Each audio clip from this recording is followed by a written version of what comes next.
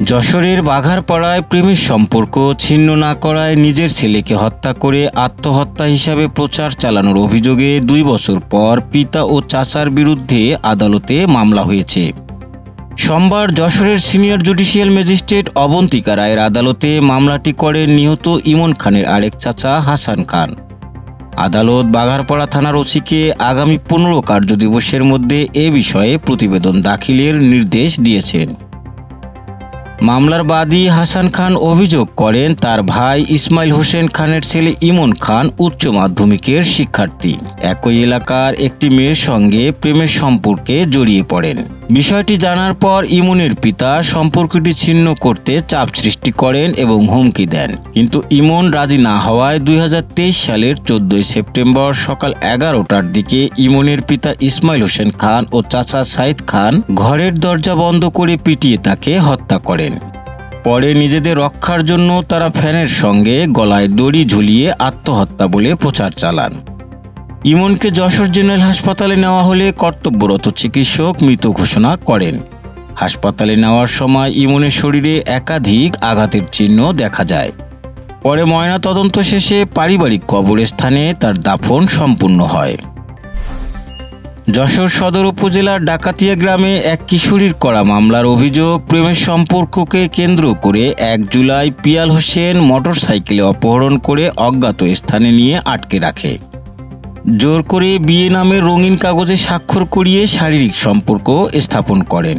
সেই সাথে মায়ের কাছে 5 লাখ টাকা মুক্তিপণ দাবি। মুক্তিপণ না পেয়ে চালায় নির্যাতন। টাকা দেওয়ার পরও আরও 5 লাখ টাকা দাবি করে পিয়াল। 31 আগস্ট পালাতে গেলে হত্যা চেষ্টা করে অপহরণকারী। কিশোরীর মা উদ্ধার করে 1 সেপ্টেম্বর যশোর জেনারেল হাসপাতালে ভর্তি করেন। এ ঘটনায় আদালতে কিশোরী মামলা করলে সোমবার আদালতের নির্দেশে কোতোয়ালি থানায় নিয়মিত মামলা হিসাবে রেকর্ড হয়। যশোরে পৃথক 2টি আদম ব্যবসায়ী চক্রের বিরুদ্ধে প্রতারণার অভিযোগে আদালতে মামলা হয়েছে।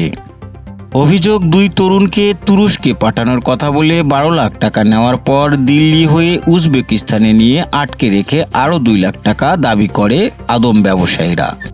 এরপর চলে অমানবিক নির্যাতন। শেষে 29 আগস্ট দেশে ফেরত আসেন ভুক্তভোগীরা, কিন্তু আদম ব্যবসায়ীরা টাকা ফেরত দেয়নি। অন্য আরেক মামলায় 5 জনকে মালয়েশিয়া পাঠানোর নামে 17,40,000 টাকা ও পাসপোর্ট নিয়ে দীর্ঘদিন ব্যবস্থা না নেওয়ায় আদালতে আসামিদের সমন জারি করেছেন। বাদীদের অভিযোগ, পরিকল্পিতভাবে স্ক্যামিং করে টাকা হাতিয়ে নিয়েছে আদম ব্যবসায়ীরা। 4 দফা দাবিতে যশোর পল্লী বিদ্যুৎ সমিতি 1 ও 2 এর সহস্রাধিক কর্মকর্তা কর্মচারীরা গণছুটিতে। ফলে জরুরি সংযোগ, লাইন মেরামত, মিটার স্থাপন, বিলিং সবই থমকে গেছে। কর্মীদের দাবি, প্রতিষ্ঠান সংস্কার, দুর্নীতিবাজদের বিরুদ্ধে ব্যবস্থা, চাকরি বৈষম্য দূরকরণ, হয়রানি বন্ধ বাস্তবায়ন না হওয়া পর্যন্ত কাজে ফিরবেন না। দিন হাজুরা ভিত্তিক শ্রমিকরা বিপাকে, গ্রাহকরাও রয়েছেন ভোগান্তিতে। সমিতির সিনিয়র জেনারেল ম্যানেজার বলছেন, বিকল্পভাবে সেবা দেওয়ার পথ খোঁজা হচ্ছে। ফরিদপুর কোতোয়ালি থানার একটি চুরি মামলার সূত্র ধরে যশোর কোতোয়ালি থানা পুলিশ অভিযান চালিয়ে চোরাই ইজি বাইক সহ আক্তার হোসেন ও আনোয়ার হোসেনকে আটক করেছে। 7 সেপ্টেম্বর বিকেল 4টায় পালবাড়ির মোড় এলাকার একটি ক্লিনিকের পাশে অভিযান চালায় পুলিশ। উদ্ধার ইজি বাইকের ব্যাটারি ও চার্জার। আক্তার হোসেন ইজি বাইকটি চোরাই বলে স্বীকার করেছেন। ফরিদপুর মামলায় তাকে সেখানে হস্তান্তর করা হয়েছে। যশোরেও পৃথক মামলা হয়েছে বলে জানিয়েছে পুলিশ। শুনছেন তো, ওয়েবসাইট বানানো এখন আর ঝামেলা নয়। NSIT ওয়েব সলিউশন দিচ্ছে মাত্র 1 দিনে ওয়েবসাইট ডেলিভারি, সাথে হোস্টিং আর ডোমেইন একদম ফ্রি। সব কিছুই মাত্র 2500 টাকায়। আমাদের ঠিকানা 140 জেল রোড, খোপ, যশোর ও পুলিশ প্লাজা, গাড়িখানা রোড, যশোর।